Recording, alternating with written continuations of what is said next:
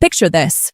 You're holding your U.S. passport, that dark blue symbol of freedom, security, and opportunity that millions of people around the world dream of obtaining. You may have waited years for it, studied for it, passed background checks, taken an oath, or maybe you were born with it and never questioned its permanence. You feel protected, secure, certain that no matter what happens, this status is forever. But what if that belief is incomplete? What if, under certain circumstances, American citizenship, even citizenship you worked a lifetime to earn, can disappear? What if there is an entire government division operating right now whose sole mission is identifying citizens whose status may be revoked? And what if much of what the public believes about the permanence of U.S. citizenship does not fully reflect how the law actually works? Today, on American Visa Update, we're examining one of the most misunderstood and quietly powerful areas of U.S. immigration law. The question is simple, but the answer is anything but. Can you actually lose United States citizenship? This is not a hypothetical discussion. These are real legal mechanisms, real court cases, real people who have lost their citizenship, sometimes decades after believing it was secure. And whether you are a naturalized citizen, a U.S.-born citizen, or someone currently on the path to citizenship, understanding this topic is critical. For many Americans, citizenship feels like the finish line. Once you cross it, you're done. No more paperwork. No more vulnerability. No more risk.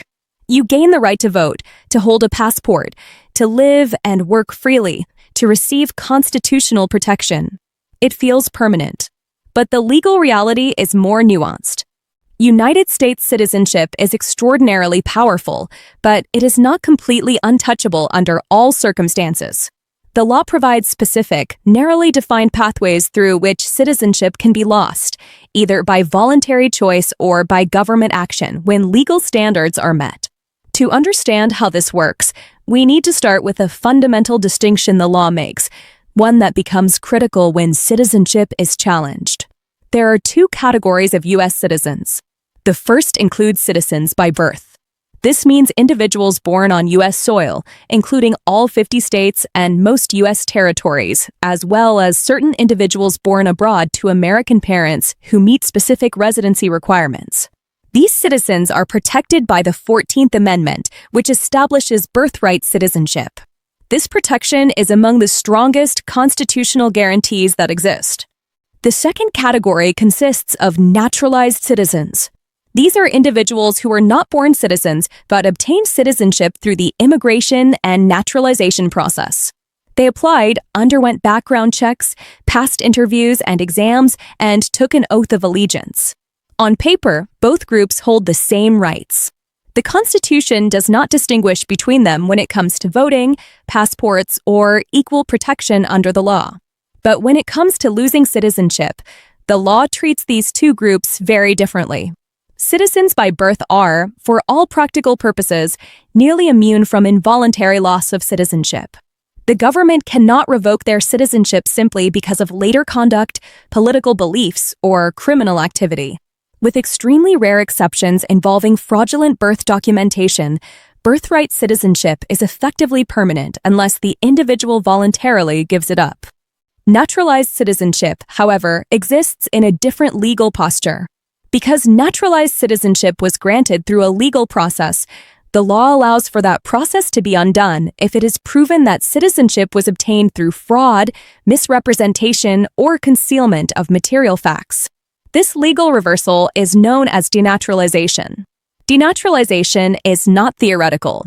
It is real, active, and ongoing.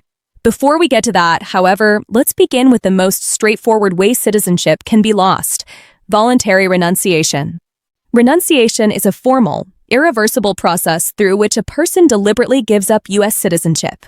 It cannot be done casually. You cannot renounce citizenship by email, letter, or public statement.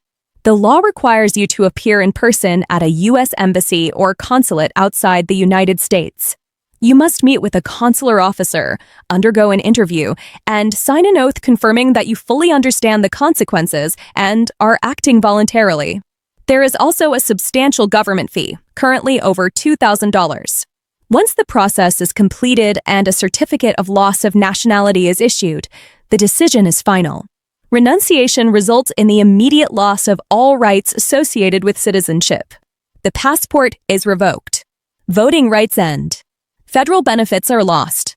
The right to live and work in the United States disappears. Any future entry into the country requires a visa, with no guaranteed path back to citizenship.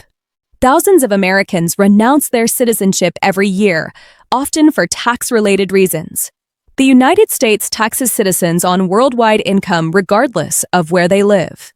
For Americans who have built permanent lives abroad, the financial and reporting obligations can become overwhelming.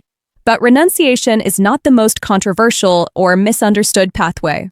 That distinction belongs to denaturalization. Denaturalization occurs when the government proves in federal court that citizenship was obtained unlawfully. This typically involves fraud, misrepresentation, or concealment of material facts during the immigration or naturalization process. There are real-world examples. Individuals who concealed participation in war crimes, genocide, or human rights abuses have had citizenship revoked decades later after evidence emerged. Former Nazi concentration camp guards. Participants in ethnic cleansing during the Yugoslav wars. Individuals who lied about criminal histories or identities. In these cases, time does not erase fraud. Even after decades of living quietly in the United States, citizenship can be stripped once the deception is proven. Fraud does not have to involve violence. It can include lying about marriages, criminal history, prior deportations, identity, or affiliations. What matters is whether the truth would have made the individual ineligible for citizenship at the time it was granted. Another lesser-known ground involves affiliations with hostile organizations within a certain period after naturalization. If a newly naturalized citizen joins organizations advocating the violent overthrow of the U.S. government, designated terrorist groups, or certain hostile foreign entities, the government may argue that allegiance was falsely sworn.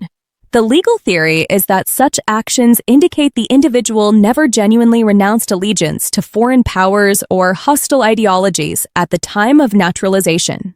There are also cases involving service in foreign military forces hostile to the United States, or acting as an agent for a foreign government in ways that undermine U.S. sovereignty. The most extreme category involves treason, rebellion, or acting on behalf of enemy powers during wartime. These cases are rare and require criminal convictions with extraordinarily high evidentiary standards. But the legal framework exists, and citizenship loss can be part of the consequence. What many people do not realize is that the Department of Justice maintains a specialized unit dedicated exclusively to denaturalization.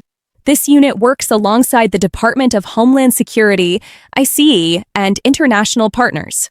They analyze historical immigration records, biometric data, witness testimony, and newly uncovered evidence, sometimes decades after naturalization occurred. When sufficient evidence exists, a civil case is filed in federal court. The government must prove its case by clear and convincing evidence. The individual has the right to legal defense, but if the government prevails, the consequences are immediate. Citizenship is lost. The passport is revoked. Voting rights end. Most critically, the individual becomes removable under immigration law and may be deported. For someone who has lived in the United States for decades, built a family, and established a life, the impact is devastating. What about people born in the United States? In almost all cases, birthright citizenship is secure. The 14th Amendment provides exceptionally strong protection. The government cannot revoke citizenship simply because of conduct or later discoveries. The narrow exception involves fraudulent birth documentation, cases where birth certificates themselves were falsified through organized fraud, stolen identities, or fabricated records. These cases are rare and extremely difficult to prove. Across all scenarios, three principles tie citizenship loss together: intent, deception, and fraud. The government cannot strip citizenship arbitrarily. There must be legally recognized grounds supported by clear evidence. Either citizenship was voluntarily relinquished, or it was never lawfully obtained in the first place. The implications are significant. For naturalized citizens, honesty during the immigration process is essential. Even small misrepresentations can have lifelong consequences. For those pursuing citizenship, full disclosure is not optional, it is protective.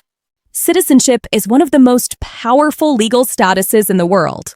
It provides protections, rights, and opportunities that millions of people risk everything to obtain. But it also carries responsibilities and, under specific circumstances, vulnerabilities. Understanding the law is the first step toward protecting yourself. This has been an in-depth examination from American Visa Update, where we focus on clarity, law, and facts, not fear, politics, or speculation. Knowledge, especially in immigration and citizenship law, is not optional. It is essential. And in this area, what you don't know truly can change everything.